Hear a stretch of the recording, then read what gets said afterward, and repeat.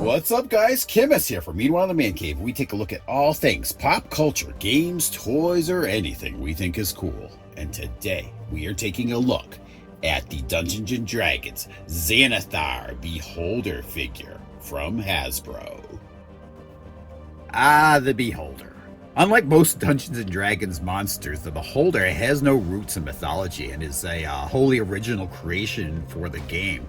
The Beholder is actually one of the first creatures that Wizards of the Coast held a copyright for, and was originally created by Rob Kuntz's brother, Terry Kuntz, who had been part of the original playtest campaign for Castle Greyhawk for 2 months when he created the original creature in 1974.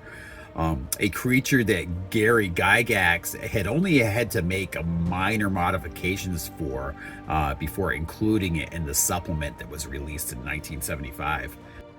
Over the years, the Beholder has become one of the most beloved creatures in Dungeons & Dragons, beating out even the Gelatinous Cube, Tiamat, and the Lich. This popularity guarantees that would-be adventurers will be running into these creatures for years to come. All right, let's take a look at this box. And a little shout out to Devastated Studios for suggesting this figure. So, anxious to take a look at this. Looking at the box here, got some nice box art of the Beholder on the front here. A little preview of what you're going to get in the package for the figure itself. And a repeat of the same artwork on the side. Preview of the figure on the back. And spinning it around here, I like the design here. It's pretty cool. Kind of simulate the D&D dice. So let's bust the Beholder out of this cardboard prison.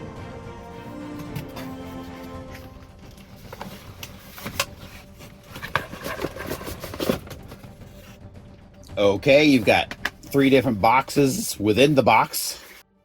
So in this first of the 3 boxes, all right, you got a stack of gold here, or a pile of gold, I should say. We'll take a closer look at that in a second. All right, in this next package here, what do we got? Sealed up in some paper here. We've got his goldfish.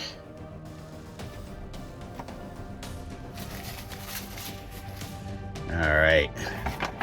It looks like a bunch of eye pieces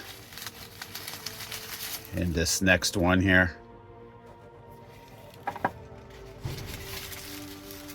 And that was the same thing in the next one. So you got a total of 10 of those in that package. So that leaves the last package, which has to be the Beholder himself. And sure enough, here it is. It's going to be pretty cool, I think, once we get this together. You can see all over it are the little attachment points for the eyeballs. So let's attach some of those and see what we've got. All right, when you go to assemble this guy and put the extra eyeballs on, each one of these receptacles has a number inside the recess there. You'll be able to see it when you get it at home. And on the eyeball itself, if we rotate it around here, where is it here? There. And there's the corresponding number. Match those up, and you should be all set. So, the first of this particular Beholder's 2 obsessions, gold, to stand for your Beholder. And his other obsession, his goldfish. Stilgar, I believe.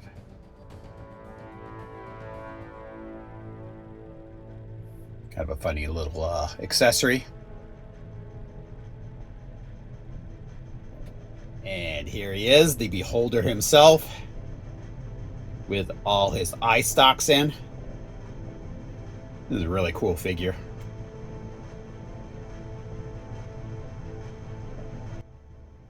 Now, up underneath here, there's a little device to move this character's eye around, which is pretty creepy, but cool. You can angle it too, up and down, and left and right. That's pretty awesome. And he has an opening and closing mouth. You can position it different levels. That's pretty cool too. Other than that, not a whole lot of articulation here. I mean, you can move these eye stalks around a little bit.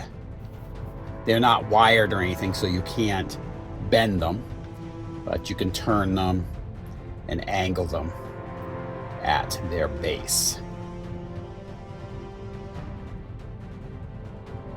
So that's pretty cool.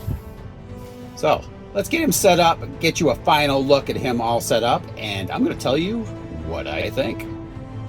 So here's the Beholder on his pile of gold. That makes up for a really cool base.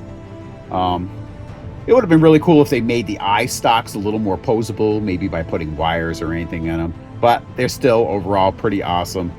I like that. The fact that his eye is posable is a really cool feature. That way you kind of make him, you know, looking off to the side or whatever you choose to do. The fact that his mouth opens and closes too is a really cool idea. And measuring in at just under 9 inches tall, he works really well with my NECA Dungeons & Dragons figures. And I do like that he comes with the goldfish too as well. So, bottom line, I think it's a great value, and if you're a Dungeons & Dragons fan, well worth the pickup. So, I want to thank you guys all for tuning in. Please, if you can, give us a like and subscribe. It does help others find our videos. And come back every Tuesday at 9 a.m. for a brand new episode of Meanwhile in the Man Cave. I'll talk to you guys later.